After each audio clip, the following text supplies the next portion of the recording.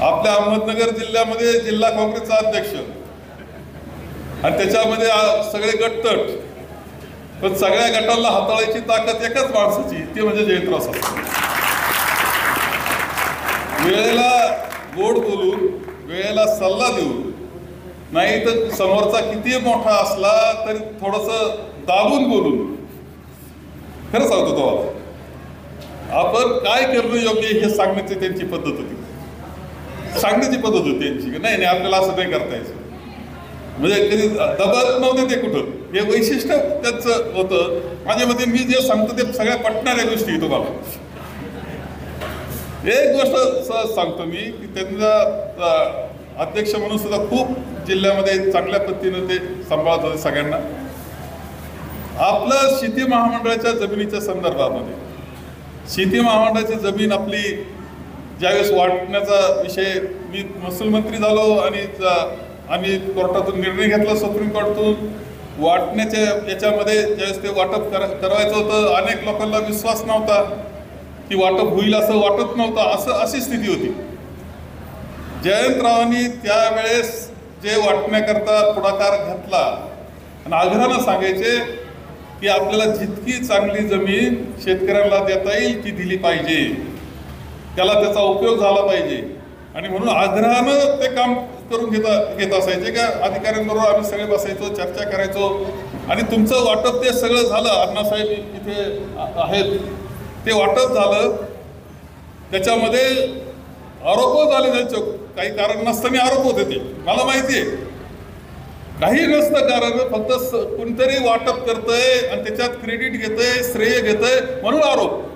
मनामध्ये विष कालवण्याचा कार्यक्रम त्यावेळेस चालला होता, परंतु ते वाटप व्यवस्थित केलं आणि कधीही मी पाहिला नव्हता असा सुंदर कार्यक्रम. मुख्यमंत्री आले होते त्यावेळेस, पृथ्वीराज चव्हाण आले होते आणि मोठा कार्यक्रम, आणि इतके पुढारी येणार, मी म्हणायचो एवढे स्टेजवर बसवणार कसे तुम्ही, परंतु 50 खुर्च्यांची एकच लाईन स्टेजवर होती, असं स्टेज होतं, एकच सगळ्यांना पाहिलं लाईनला. म्हणजे हे सुसू सुद्धा शकतं, ते जयंतरावला सुचू शकतं, एवढंच सगळ्यात सुंदर कार्यक्रम जयंतरावांनी ते शेती महामंडळाच्या संदर्भातला केला. एक खरंच होतं की राजकारणातला नेतृत्व म्हणून, परंतु त्याचबरोबर एखादा मित्र म्हणून कसं उभं राहावं पाठीशी, हे त्यांचे गुण अत्यंत वाखाणण्यासारखे होते. आणि म्हणून आज कदाचित आपण कार्यक्रम करतो न करतो, पुढची पिढी चांगली निघाली तर कार्यक्रम होतो, नाही तर कसला कार्यक्रम होतो. वारसदार चांगले आले तर कार्यक्रम, बाप किती मोठा असो, वारसदार चांगले आले किंवा मानणारे लोक चांगले असले तर कार्यक्रम होत असतो. त्यांचं भाग्य असं आहे की काही असलं तरी करण ससाने असतील किंवा तुम्ही सगळे त्यांना मानणारी सर्व कल्पना मंडळी असाल, हे जितकं चांगलं करता येईल तितकं काम करण्याचा प्रयत्न करताय. संघर्ष आहे, अडचणी आहेत, काहीच सोपं नाही हे मला कळतं श्रीरामपूरमध्ये.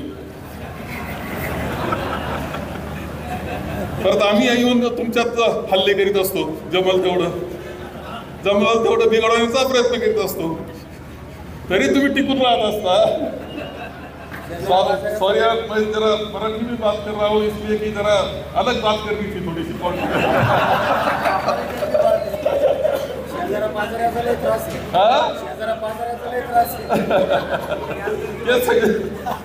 आम्ही म्हटलो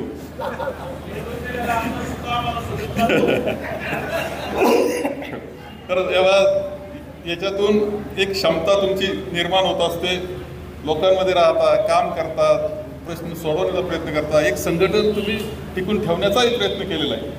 माझं मत असं आहे की हे संघटन टिकलं पाहिजे, बेरीज त्याच्यात झाली पाहिजे. जेवढं आपल्याला चांगलं संघटन करता येईल त्याच्यात भवितव्य जसं तुमचं असतं, नेतृत्वाचं असतं, तसं कार्यकर्त्यांचं भवितव्य सुद्धा तुमच्या कामाच्या आणि याच्यामध्ये असतं. त्या कार्यकर्त्याला तर नगरपालिकेला कुठं संधी मिळणार आहे, कुठं पंचायत समितीला मिळणार आहे, कुठं बाजार समितीला मिळणार आहे. ज्यावेळेस संघटन आपण चांगलं ताकदवान करतो, त्याच्यातून आपल्याबरोबर आपण मोठे होतो, त्याबरोबर कार्यकर्ते सुद्धा मोठे होत असतात, त्यांना संधी मिळत असते. म्हणजे संघटन चांगलं करण्याचा फायदा सगळ्यांना तो परत मिळत असतो. म्हणून संघटित राहा. कुठं झालं असेल, फटी पाडल्या असेल तर त्या बुजवायचा प्रयत्न करा. पुन्हा सगळ्यांना बरोबर घेत चला तुम्ही, कारण त्याच्याशिवाय यश नसतं हेही लक्षात ठेवा. सगळ्यांना बरोबर असले पाहिजे, त्याच्यातूनच यश मिळत असतं. थोडेसे स्वभाव असतात, थोडं काय म्हणजे आता काही काही तापटगडी असतात, परंतु तापटगडी असं किती तापट, समजा सचिन गुजर तापले, रागवले, कायम आमच्या मनात येते ते तापले की त्याच्या फक्त पाठवून हात फिरवा लागतो, मला माहिती झालं. आहे स्वभाव आहे, पण माणसं लढतात नाही. एक एक माणूस महत्वाचा असतो. खरं सांगतो, कोणाला नेतृत्व करायचं असेल तर एक एक जीवाभावाचा माणूस महत्वाचा असतो. सगळ्यांनी, मी म्हणतोय की काँग्रेस म्हणून आपण असाल, तर काँग्रेस म्हणून जे जे असतील त्या सगळ्यांनी एकत्र पद्धतीनं राहण्यामध्येच तुमचं यश असतं, हे विसरून जाऊ नका, हे तुम्हाला सांगेन. आता येत आपण पाहतोय की लवकरच 2 महिन्यात निवडणुका येत आहेत. यावेळेचं बजेट जे झालं ते असं म्हणजे झालं की निवडणुकीकरता उधळण झालेली आहे, खूप उधळण झालेली आहे. नव्या नव्या योजना अशा आहे का लोकांना आश्चर्यचकित करून टाकणार आहे, तिजोरीचा खडखडाट करून टाकलेला आहे. या सगळ्या गोष्टी असल्या, हा खरं म्हणजे ह्या सगळ्या गोष्टी असल्या, हा थोडक्यात म्हणायचं तर दाणे टाकायचा जो कार्यक्रम चाललेला आहे, पण दाणे टाकायचा कार्यक्रम तुम्हाला घेऊन कुठे जाणार आहे याचा विचार केला पाहिजे. सत्तेवर जर चुकीची माणसं आले तर तुम्हाला घेऊन कुठे जाणार, ते पुन्हा तुम्हाला चातुर्वर्ण्यक घेऊन जाणार असतील तर आपण त्यांचे डाव ओळखला पाहिजे. तुम्ही नीट लक्षात घ्या, राजकारण ओळखलं पाहिजे. आपला कोणत्या परिस्थितीमध्ये सर्व समाज, देश, अनेक जाती, धर्म, पंथ आपल्याकडे आहे, सगळ्यांनी एक राहिलं पाहिजे आणि एकत्रच गेलं पाहिजे. जे राज्यघटनेनं आपल्याला दिलेलं आहे ते जपलं पाहिजे, हे विसरून चालणार नाही. आपली फसवणूक तर होत नाही ना, फसून आपल्याला त्यांना सत्ता मिळवायची, तुम्हाला पैसा सगळा जनतेचाच आहे, तिजोरीत गोळा झाला ते तुमच्याच कराच्या रूपानं झालंय, तेच तुम्हाला कुठंतरी वेगळ्या पद्धतीने द्यायचं आणि फसवून मात्र पुन्हा चातुर्वर्ण्याची व्यवस्था निर्माण करण्याचा असा जर कोणाचा प्रयत्न असेल तर यशस्वी होऊ द्यायचं नाही, हे तुम्ही सगळ्यांनी ठरवलं पाहिजे, हे तुम्हाला या निमित्तानं सांगतो. ती काळाची गरज आहे. त्या पद्धतीनं आपण सगळ्यांनी पुढची वाटचाल सुद्धा एकीनं चांगल्या पद्धतीनं करावी. आपण जी ताकद आहे आपली ती काँग्रेस पक्षाला मिळेल.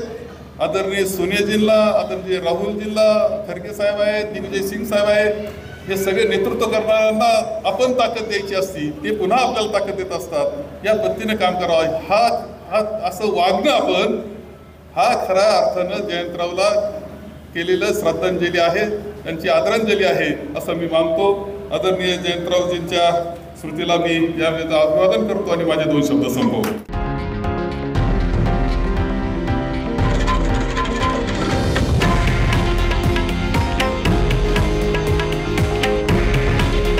हे आहे देशातील नंबर 1 न्यूज नेटवर्क आणि आपण पाहत आहात TV9 मराठी. काळजी तुमची, हित महाराष्ट्राचं.